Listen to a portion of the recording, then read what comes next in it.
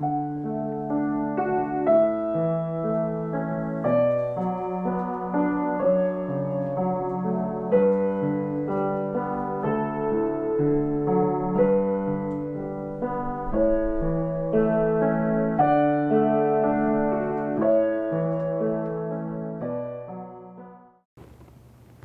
livre d'Isaïe. Pour la cause de Jérusalem, je ne me tairai pas. Pour Sion, je ne prendrai pas de repos, avant que sa justice ne se lève comme l'aurore et que son salut ne flamboie comme une torche. Les nations verront ta justice, tous les rois verront ta gloire. On t'appellera d'un nom nouveau, donné par le Seigneur lui-même.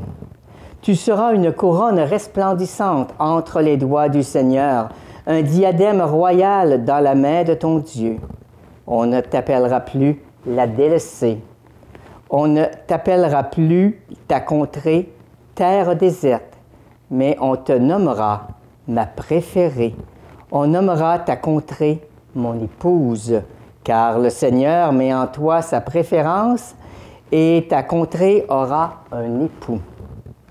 Comme un jeune homme épouse une jeune fille, celui qui t'a construite t'épousera.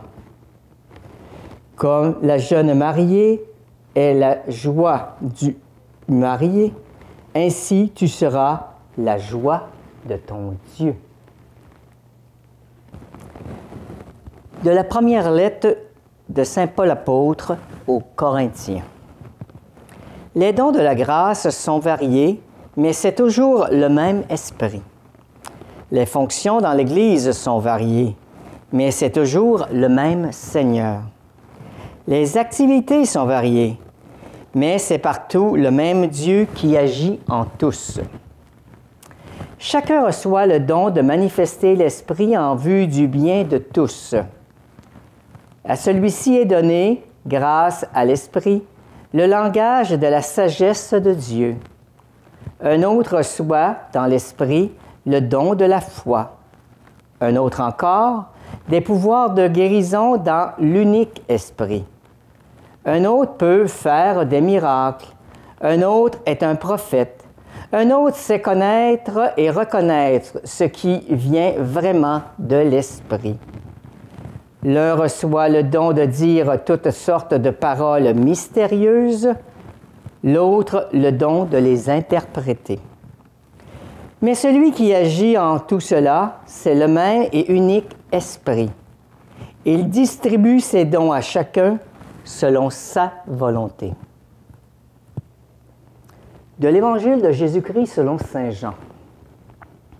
Il y avait un mariage à Cana en Galilée. La mère de Jésus y était. Jésus aussi avait été invité au repas de noces avec ses disciples. Or, on manqua de vin. La mère de Jésus lui dit, « Ils n'ont plus de vin. » Jésus lui répondit, « Femme, que me veux-tu? Mon heure n'est pas encore venue. » Sa mère dit au serviteur, « Faites tout ce qu'il vous dira. » Or, il y avait là 6 cruches de pierre pour les ablutions rituelles des Juifs. Chacune contenait environ 100 litres. Jésus dit au serviteur, « Remplissez d'eau ces cuves. » Et ils les remplirent jusqu'au bord. Il leur dit, « Maintenant, puisez et portez-en au maître du repas. » Ils lui emportèrent. Le maître du repas goûta l'eau changée en vin. Il ne savait pas d'où venait le vin, mais les serviteurs le savaient, eux qui avaient puisé l'eau. Alors le maître du repas interpella le marié et lui dit, « Tout le monde sert le bon vin en premier, et, lorsque les gens ont bien bu, on apporte le moins bon. Mais toi, tu as gardé le bon vin jusqu'à maintenant. » Tel fut le commencement des signes que Jésus a accomplis. C'était à Cana, en Galilée. Il manifesta sa gloire, et ses disciples crurent en lui.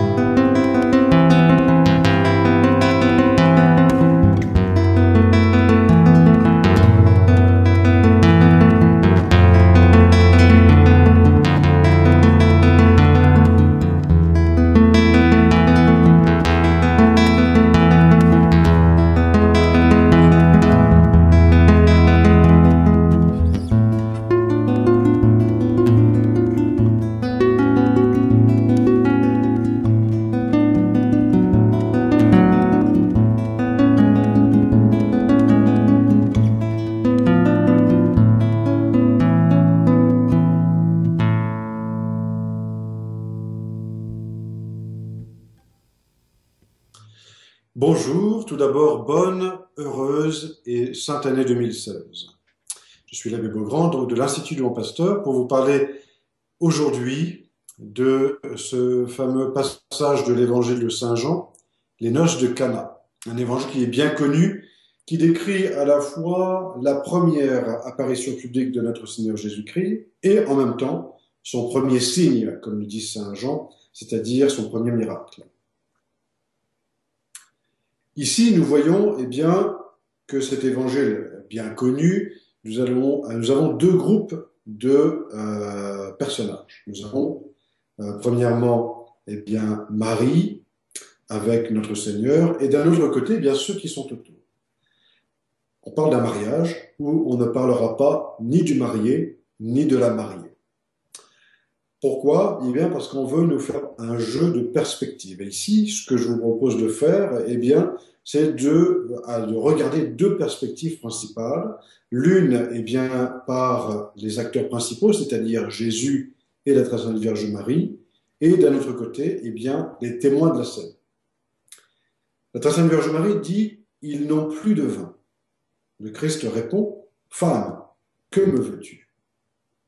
Alors, nous lisons cela souvent avec un peu de rapidité, mais imaginons un petit peu si nous parlions ainsi à nos parents. Quelle serait la réponse? Je pense qu'elle ne serait pas bonne de notre part. Il faudrait tout de suite considérer la punition qui arriverait derrière. Elle serait justifiée. La très sainte Vierge Marie avait déjà eu un épisode similaire lorsque Jésus avait eu 12 ans et qu'il s'était rendu au temple et qu'il était resté alors que tout le monde était parti, avait quitté Jérusalem. Où notre Seigneur avait dit, bien, savez-vous que je dois être d'abord aux affaires de mon Père?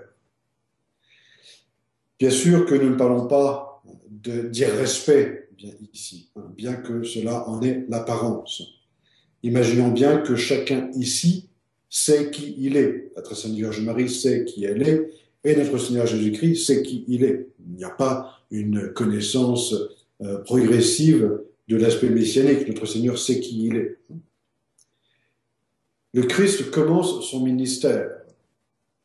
C'est la première apparition qui est relatée dans un évangile, mais nous voyons aussi que le Christ a déjà des disciples. Il y a déjà des gens qui l'entourent, il y a déjà des gens qui sont autour de lui et qui l'accompagnent. Et nous voyons ici que le Christ s'en va, c'est ce que dira donc un peu plus loin dans ce chapitre de Saint Jean, qu'il s'en va à Jérusalem pour la Pâque.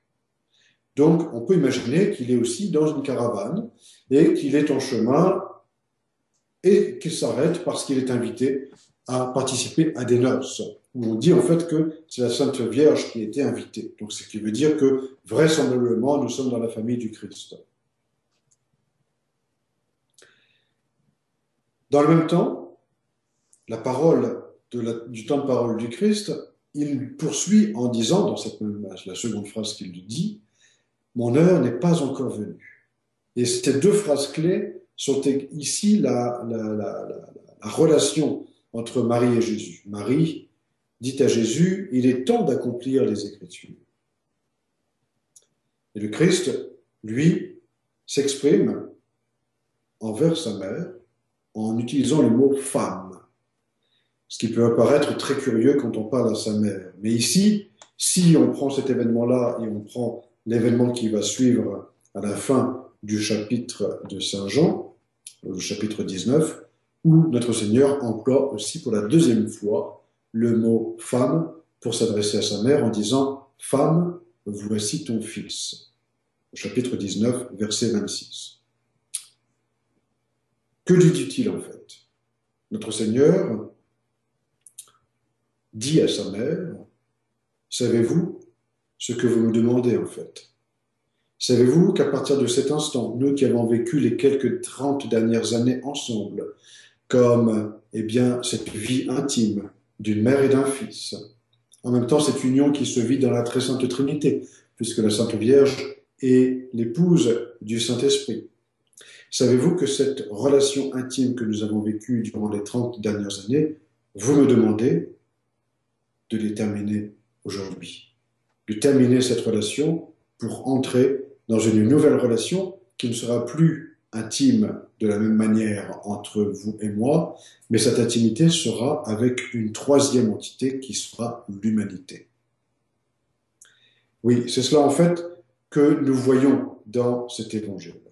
Nous sommes face à cette nouvelle phase, nouvel épisode de la vie du Christ où il prend, eh bien, sa mission, où il commence à sauver l'humanité, en justement faisant entrer l'humanité dans une relation qui existe déjà et qui va être modifiée par cette entrée. Il faut ne pas oublier qui est Marie. Marie a dit oui à Dieu. Lorsque l'ange Gabriel vient la visiter et lui dit « Voici, Marie, que vous avez été choisie pour porter eh bien, le Fils de Dieu », Marie va tout de suite dire oui, elle accepte. Elle dit oui à Dieu le Père pour porter le Verbe, le Fils, la seconde personne de la très sainte Trinité. Donc nous voyons bien ici que nous parlons d'une intimité qui existe déjà bien avant l'incarnation du Verbe, cette intimité qui existe entre la très sainte Trinité et la Sainte Vierge. Et cette union, eh bien, elle va se faire entre l'union, eh bien, qui existe bien sûr entre des personnes divines, et cette union qui se fait avec une personne humaine, la très sainte Vierge Marie. Et que cette union va changer avec ce premier épisode. D'ailleurs, je ne sais pas si vous avez remarqué, mais Marie ne demande rien. Elle ne dit pas « faites quelque chose pour eux, ils n'ont plus de vin ». Elle fait simplement un constat. Ils n'ont plus de vin. Elle ne dit pas « il leur faut du vin, donnez-leur du vin, ou faites quelque chose pour eux ». Elle ne dit rien, elle ne dit rien de cela. Elle ne pose pas une demande. Elle dit simplement « ils n'ont plus de vin ». Pourquoi? Parce que là aussi, Marie, eh bien, a changé véritablement dans cette union intime. Et donc Marie redit son oui, c'est un oui perpétuel à la très sainte Trinité. Et elle redit encore son oui à Dieu en disant au serviteur, faites tout ce qu'il vous dira. Voilà un petit peu cette première perspective que nous pouvons regarder. Une perspective en fait où nous fait rentrer dans l'intimité qui existe entre Marie et Jésus, mais également intimité qui existe, l'union d'intimité qui existe dans la Très Sainte Trinité, avec Marie. Et maintenant, une troisième dimension, plutôt, eh bien, où l'union, cette union intime, eh bien, c'est l'humanité qui va rentrer à l'intérieur de cette union-là. Maintenant, regardons un petit peu l'autre perspective, cette perspective des témoins, ceux qui, eh bien, ont travaillé. Un mariage juif, à l'époque, ça dure une semaine. C'est pas quelque chose comme nous connaissons, où nous faisons la fête, eh bien, pendant une journée, le jour, eh bien, de la messe de mariage, et puis parfois le lendemain, avec un groupe un peu plus limité, lié à la famille. Non. Là, ce sont des festivités sur une semaine. Pourquoi? Parce qu'il y a 3 temps dans le mariage juif, un temps qui correspond à peu près à nos fiançailles, un deuxième temps où il y a le mariage proprement dit, mais pas encore vie commune, et un troisième temps où il y a la vie commune. Donc qu'est-ce que cela veut dire en fait? Ça veut dire que nos braves serviteurs là, qui sont en train de travailler, ça fait une semaine qu'ils travaillent. Et ça, faut pas l'oublier. Ça fait une semaine qu'ils sont en train de servir les gens, en train de faire la cuisine, nettoyer, préparer les vases pour les ablutions. Et là, on voit effectivement que, eh bien, ils ont terminé ce travail-là. Les purifications rituelles sont terminées. Ils vident les jarres. Et on nous dit qu'il y a 6 jarres, hein, et une jarre correspond à peu près à 100 litres. Donc, ils vident 600 litres d'eau qui a servi pour la purification. Qu'est-ce que cela veut dire? Ça veut dire que ces purifications, eh bien, c'est nous, avant de passer à table, eh bien, nous allons nous laver les mains. Eh bien, eux aussi, les Juifs, se purifiaient avant de passer à table. Donc, ils sont à table, et les serviteurs, eh bien, eux s'occupent de vider ces jarres. Donc, vous imaginez quand même le travail de ces serviteurs à vider 600 litres d'eau. C'est pas un travail aisé et qui peut se faire dans la minute. Et voilà qu'on leur dit maintenant, très bien, vous avez vidé ces jarres, maintenant vous allez les remplir à nouveau. Ah bon? Donc on les a vidés pour rien. Voilà ce qu'ils pourraient se dire entre eux. Euh, on ne dit pas, d'ailleurs, ce qu'ils pensent, ce qu'ils disent. Rien n'est dit sur ce qui se dit. Mais peut-être qu'entre eux, ils se sont dit, mais ils ont été un peu étonnés. On vient de vider ces jarres, maintenant on nous demande de les remplir, mais nous avons travaillé pour rien. Eh bien, tout le monde est à table, donc pourquoi remplir à nouveau les jarres? Voilà une autre question qu'ils auraient pu se demander. Il ne va pas y avoir une autre purification, puisqu'elles sont déjà terminées. Hein. Donc, c'est là où on peut noter une chose, c'est qu'on ne nous dit pas du tout, on nous parle d'un silence en fait, on ne dit pas la réaction des serviteurs. Tout ce qui nous est dit, c'est qu'ils le font. Donc, qui de Marie ou de Jésus a réussi à les convaincre? Je pense avoir ma petite idée. Je pense que la très sainte Vierge Marie, puisque nous sommes dans la parenté, j'imagine qu'elle est une femme qui a eh bien, une grande aura dans sa famille, une femme qui a du poids, une femme qui est sage, une femme qui est admirable. Donc, j'imagine qu'elle a dû regarder ses serviteurs avec un sourire et la douceur que nous connaissons à la très sainte Vierge Marie, qui est la mère. Eh bien, cette conviction fait que eux se sont tournés vers son fils et puis ils ont obéi, tout simplement, au fils de Marie. Marie avait non seulement leur confiance, mais aussi certainement cette force de conviction. Puis notre Seigneur leur dit, puisez et portez-les au maître. Quoi? De l'eau? Là, on peut se dire, mais qu'est-ce qui se passe? Enfin, je veux dire, on nous demande de re-remplir à la fois ces jarres. Ensuite, on nous demande de les prendre et de les porter au maître. Là, on peut se dire, mais pourquoi faire? Pourquoi est-ce que nous allons porter de l'eau alors que eux, les serviteurs, savent bien qu'il n'y a plus de vin? On va se dire, on va porter de l'eau à la place du vin. Bon, bah, écoutez, là encore une fois, il ne nous est pas dit ce que pensent les serviteurs. Tout simplement, c'est qu'ils le font. Ils obéissent. Et là, surprise, le maître du repas, donc celui qui est le majordome, celui qui s'occupe de tout, hein, il trouve du vin.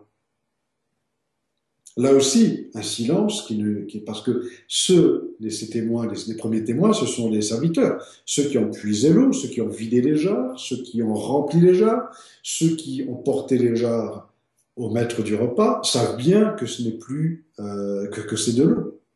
Et là, lui, le maître du repas, goûte et c'est du vin. Donc ils connaissent, ils savent exactement toute la chronologie de ce qui vient de se passer sous leurs yeux. Et rien ne nous est dit sur eh bien, cet événement-là. Alors, les serviteurs savent bien. Et alors, il y a ici donc une sobriété dans ce récit, pour souligner en fait un autre aspect.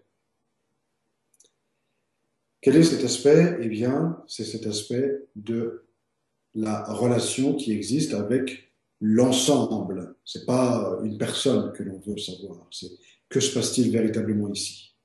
Eh bien, il se passe véritablement une union entre l'union qui existe déjà entre la Sainte Trinité et la Sainte Vierge Marie, l'union qui existe entre Jésus et Marie depuis ces 30 dernières années, où on va faire rentrer une troisième personne dans cette union-là, l'humanité, puisque, eh bien, l'incarnation est faite pour nous sauver.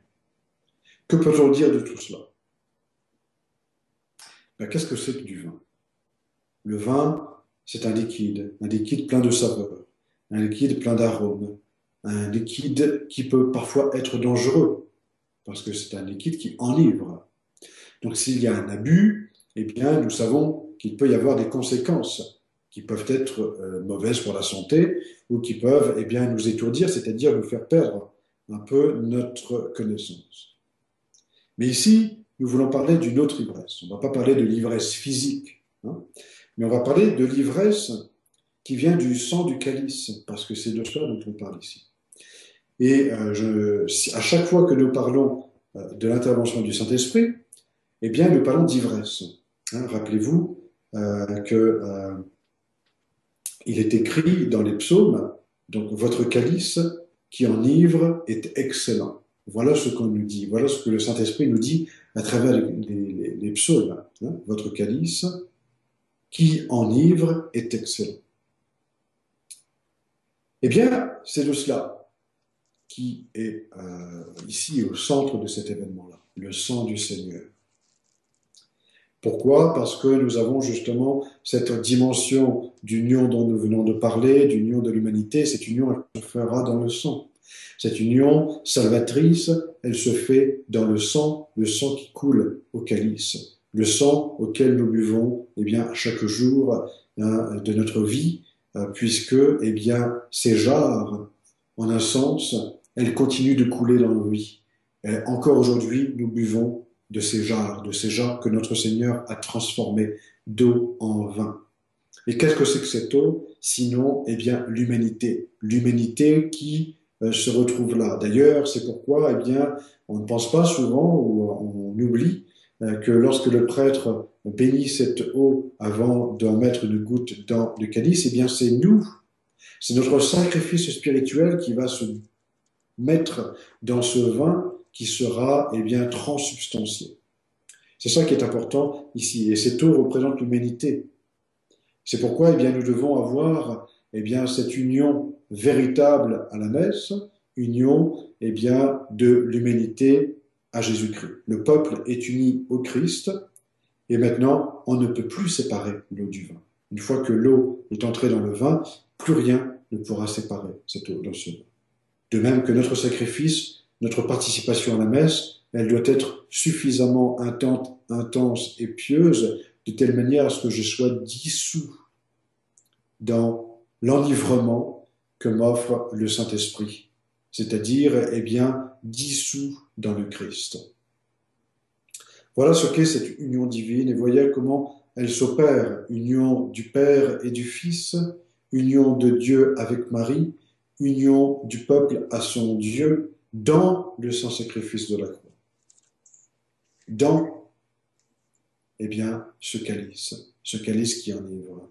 Et j'en veux pour preuve, à chaque fois, eh bien, que le Saint-Esprit intervient dans nos vies, nous sommes comme enivrés. J'en veux pour preuve toutes les extases des grandes mystiques, Sainte Thérèse d'Avila, également aussi le jour de la Pentecôte, où tout le monde pensait que les apôtres étaient ivres, alors qu'en fait, ils étaient enivrés du Saint-Esprit.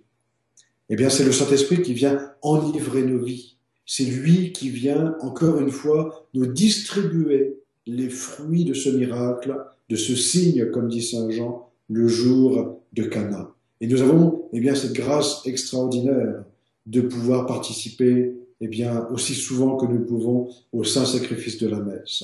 À ce saint sacrifice qui nous fait véritablement participer et entrer en union avec notre Seigneur, puisque c'est nous, cette eau que nous apportons, qui va se dissoudre dans ce vin qui va se transformer. Alors, qu'est-ce que cela veut dire tout ça? Eh bien, c'est le Christ qui parle. Et nous nous disons, Seigneur, nous n'avons plus de vin. Et le Christ nous répond, que me voulez-vous? Mon heure n'est pas encore venue. C'est-à-dire, savez-vous réellement ce que vous me demandez? Avez-vous réellement conscience dans vos vies que ce que vous me demandez n'aura plus du tout les mêmes conséquences qu'auparavant? Cet événement va transformer nos vies. C'est-à-dire que ce que vous me demandez aujourd'hui, c'est de participer au sacrifice de la croix. C'est de monter avec moi sur la croix. C'est de boire à ce calice, afin de vous aussi d'être enivrés. Enivrés par le fruit de cette union. Le fruit de cette union où nous sommes, nous, comme enivrés dans Dieu. Et cet enivrement en Dieu est porté par la très sainte Vierge Marie. Car c'est elle qui a demandé à ce que nous soyons ivres du Saint-Esprit. Elle qui a été la première ivre du Saint-Esprit. Elle qui a vécu cette union intime. À nous, eh bien justement, de penser véritablement cela à chacune de la messe. Eh bien, lorsque le prêtre bénit cette eau, eh bien, d'apporter notre sacrifice et de demander, Seigneur, enivrez-moi encore. Donnez-moi de ce sang, permettez-moi de boire à ce calice, afin que je sois ivre, ivre de vous, Seigneur. Merci et à bientôt.